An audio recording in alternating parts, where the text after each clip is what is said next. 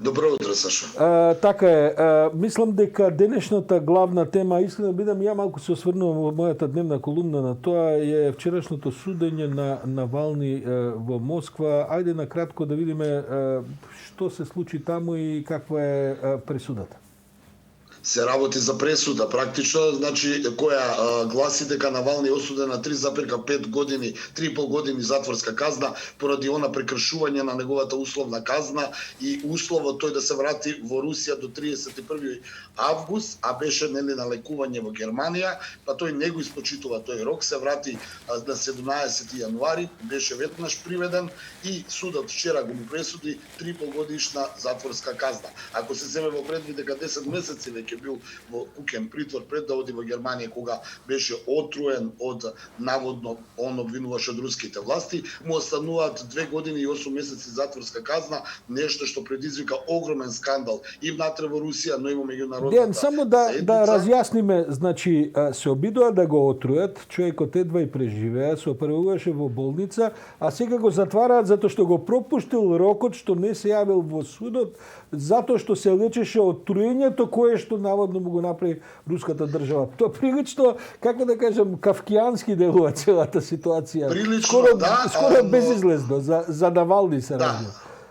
Москва, односно една од причините во рускиот суд, нели рускиот суд да донесела пресуда и барањето од официјална Москва до Берлин да добие извештај за фактичката состојба, како тоа тој се лекувал и зошто и дали бил воопшто способен да се врати во Русија пред оној рок кој му беше предвиден да се врати, бидејќи тој велеше дека се опоравува. Не ги доби тие информации од Берлин, така барем вели Москва, поради тоа вчера тие го осудија на брзинка и по оние 2 неделни огромни протести изминатиот викенд пред се, беше осуден на 2 години и 8 месечна затворска казна. Ако се земе во предвид дека неговиот брат е во затвор, кој исто така е обвинет и кој има исто така 3 годишна затворска казна. А и сопругата му ја приведоа пред ден кога таа се наоѓа во куќен притвор, Сашо, независно од тоа дали има пресуда или не, и таа е обвинета дека изминатиот викенд била еден од организаторите на протестите.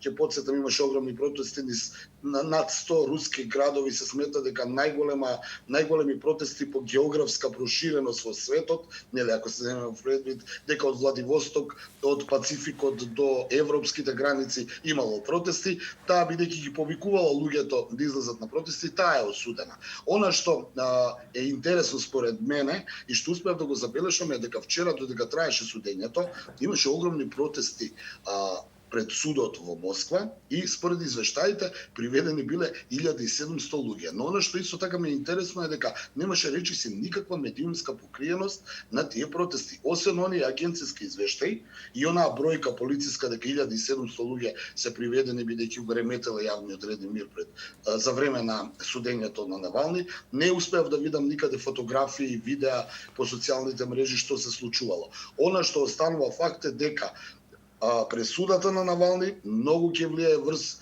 идните односи на Западот со Русија, пред се Вашингтон, бидејќи Вашингтон веќе го ја осуди оваа пресуда на Навални затворска казна и побарон Москва веднаш да го пушти и се закани дека токму ова ќе влијае врз идните односи. Да, тоа е еден дел од приказната дејан и тие односи се разбира дека си течат со години, со децении, со векови, ако може да се каже, меѓу Русија и светот и така натаму. Но она што е позанимливо е зошто Путин смета дека Алексеј Навални е толку опасен по него што мора да го затвора. Мислам дека со тоа се сумира целата таа дебата дали е Навални влијателен, дали тој навистина може нешто да направи против Путин и така натаму и така натаму. Одговорот како да го дава самиот Путин, бидејќи може тие и да го притворат Навални, да му кажат 7 дена казна и не знам 300 рубли, 500 рубли, 500 евра за непријавување во судот и да го може и да го отрујат до крај, или кога сакам да кажам кога веќе не им успева во неколку обиди да го отрујат. А вака излегува дека самиот Путин праќа сигнали дека тој нешто не се чувствува баш лагодно со тоа какво е влиянието на Навални, па и на сите тия цели протести во Русија и така натаму. Може би Путин знае нешто повеќе од нас, тоа сакам да кажам. Знае сигурно и Навални би рекол прва личност опозициона која сериозно го најавува според моето скромно мислење почетокот на крајот на владењето на Путин. Јас ја прочитав и твојата колумна, се согласувам со тие поинти и констатации, но ќе кажам, Путин не може да се чувствува лагодно кога се појавува личност како Алексеј Навални, кој според мене јас колку и да го следам, дури се изненадив колку многу Путин е загрозен, барем според реакциите од Навални, бидејќи ни еден друг претходно опозиционен политичар не му направи толку главоболки. Се чини дека Навални оди до крај, се чини дека има огромна поддршка од Западот и оние протести што ги видовме покажуваат дека ужива и голема поддршка од граѓаните. Независно дали е тоа со посредство на западните разузнавачки служби како што нели обвинува Москва.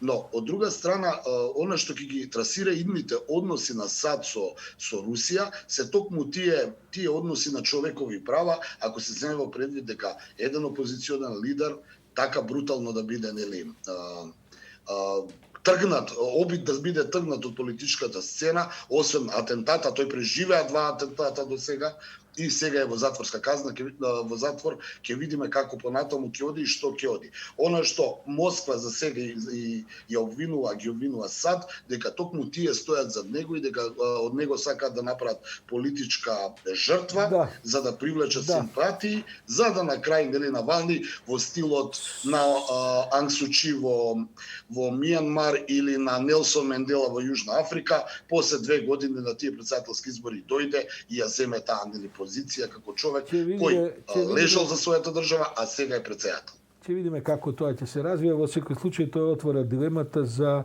улогата на индивидуалците во менувањето на историјата. Па едната теорија дека субјективните постапки влијаат доколку постојат објективни околности. Затоа и се шегувам дека можеби Путин подобро ги разбира објективните околности во кои субјективната улога на Навални би била непријатно по него. Дејан, благодарам за ова утринско вклучување.